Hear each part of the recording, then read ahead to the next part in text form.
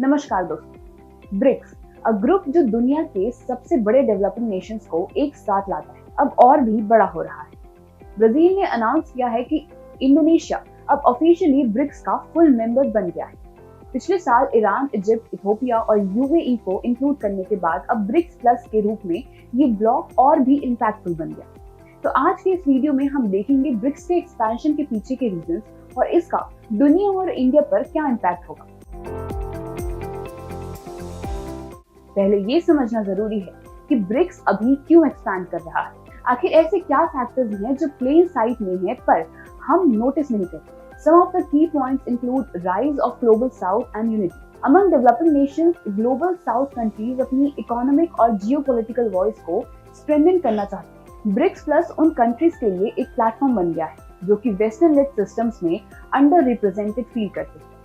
Fact is BRICS plus अब लगभग 60% population और 40% जीडीपी को रिप्रेजेंट करता है। De-dollarisation as a core agenda. BRICS nation US dollar से अपनी डिपेंडेंसी को कम करना चाहते हैं। लोकल करेंसीज के जरिए ट्रेड इस ब्लॉक के नए मेंबर्स के लिए और भी अट्रैक्टिव बन रहा है। Geopolitical realignment and western influence. BRICS का एक्सपेंशन एक मल्टीपोलर वर्ल्ड ऑर्डर को एस्टैब्लिश करने का एफर्ट है। वेस्टर्न डोमिनेंस के अगेंस्ट ये एक ऑल्टरनेट सिस्टम को प्रमोट करता है। फैक्ट इज G7 नेशंस का ग्लोबल इन्फ्लुएंस स्टेडली रिड्यूस हो रहा है as emerging economies grow faster. तो ब्रिक्स के एक्सपेंशन के पीछे का प्राइमरी रीजन है डेवलपिंग नेशंस के लिए एक स्ट्रॉन्ग और यूनाइटेड प्लेटफॉर्म का क्रिएशन जो कि एक फेयरर ग्लोबल सिस्टम के लिए काम करता है। अब बात करते हैं कि ब्रिक्स एक्सपेंशन के क्या असर होंगे। डेमोग्राफी, डिप्लोमेसी, इकोनॉमी और इंटरनेशनल रिलेशंस के perspective. From demography perspective, Indonesia और नए मेंबर्स की एंट्री से ब्रिक्स प्लस अब दुनिया के लगभग 46% पॉपुलेशन को रिप्रेजेंट करता है। ये ब्लॉक एक यूथ ड्रिवन और ग्रोथ फोकस वर्कफोर्स का सिंबल है। Fact is Indonesia, Africa and India के लो मीडियम एज से ब्लॉक में यूथ लेड ग्रोथ एक्सेलरेट होने की संभावना है। From the perspective of diplomacy, expanded BRICS Plus अब एक stronger voice के साथ UN और WTO जैसे forums में अपनी बात रख सकता है।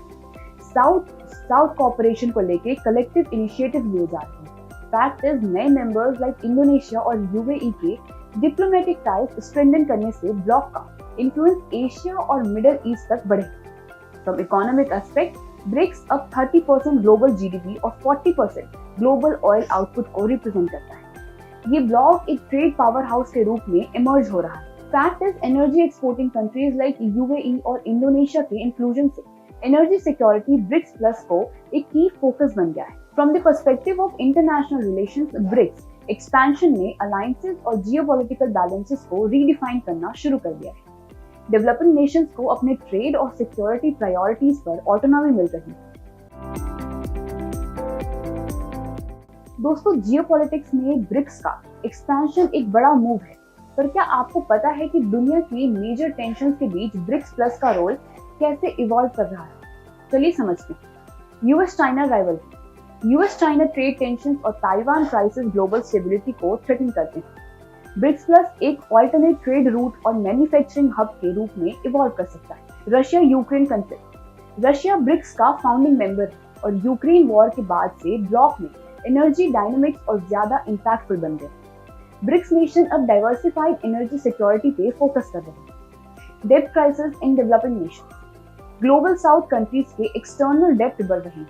ब्रिक्स डेवलपमेंट बैंक अब एक ऑल्टरनेटिव फंडिंग मॉडल प्रोवाइड कर सकता है। जियोपॉलिटिकल थ्रेट्स के बीच ब्रिक्स प्लस का रोल उन कॉन्फ्लिक्ट के सॉल्यूशंस में एम्पलीफाई हो रहा है जो अब तक सिर्फ वेस्टर्न इंस्टीट्यूशंस कंट्रोल करते थे। दोस्तों, अब देखते हैं कि ब्रिक्स एक्सपेंशन को बाकी वर्ल्ड पावर्स और अलायंसेस कैसे देख रहे हैं। Western concern. Western block like G7 और नाटो ब्रिक्स प्लस को एक चैलेंज के रूप में देख रहे हैं, specially with D-dollarisation effort. Asian reactions.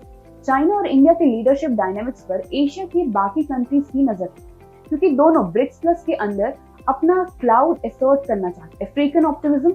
BRICS के नए अफ्रीकन मेंबर्स जैसे इथोपिया अपने इंफ्रास्ट्रक्चर और ट्रेड प्रोजेक्ट्स के लिए ब्लॉक से काफी होपफुल है। Middle eastern participation. Middle eastern countries जैसे यूएई और सऊदी अरेबिया की इन्वॉल्वमेंट से एनर्जी जियोपॉलिटिक्स में ब्रिक्स का एक मेजर रोल बन सकता है। तो ग्लोबल परसेप्शन काफी मिक्स्ड है, लेकिन एक चीज क्लियर है, ब्रिक्स एक्सपेंशन अब किसी भी पावर ब्लॉक के लिए इग्नोर करना मुश्किल होगा।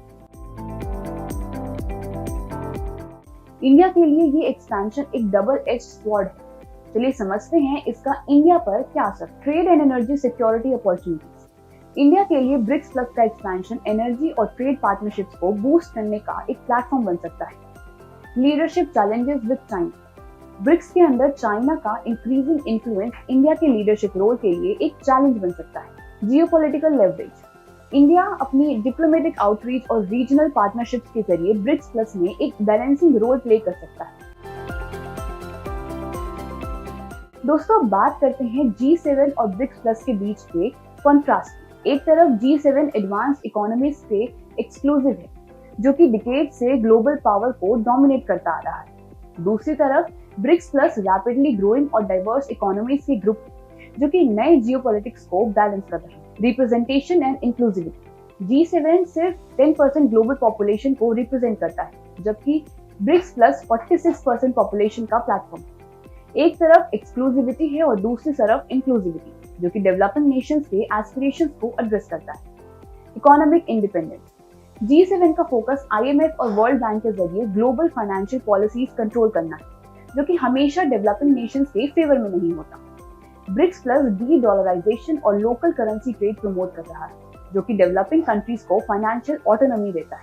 Geopolitical influence. जब दुनिया पोलराइज थी, डेवलपिंग नेशंस के कंसर्न्स इग्नोर हो रहे हैं। BRICS plus multipolar world order को प्रमोट करके एक बैलेंसिंग फोर्स बन रहा है। तो ये क्लियर है कि G7 अपने डोमिनेंस को मेंटेन करने की कोशिश कर रहा है, लेकिन ब्रिक्स प्लस एक नई बैलेंस और इंक्लूसिविटी को लाने का एफर्ट कर रहा है। पोलराइज वर्ल्ड ऑर्डर ने डेवलपिंग नेशंस को हर्ट किया है, और ब्रिक्स प्लस इस इम्बैलेंस को करेक्ट करने की तरफ एक बड़ा कदम है। ब्रिक्स का एक्सपेंशन एक नए ग्लोबल ऑर्डर की शुरुआत हो सकती है। डेवलपिंग नेशंस के लिए ये एक प्लेटफॉर्म है, जो कि उनके कलेक्टिव वॉइस और ज्यादा पावरफुल बना सकता है। इंडिया के लिए ये एक अपॉर्चुनिटी है अपने रीजनल और ग्लोबल लीडरशिप रोल को स्ट्रेंथन करने की। आपको क्या लगता है, ब्रिक्स का एक्सपेंशन दुनिया के जियोपॉलिटिक्स को कैसे बदलेगा? कमेंट्स में हमें जरूर बताएं।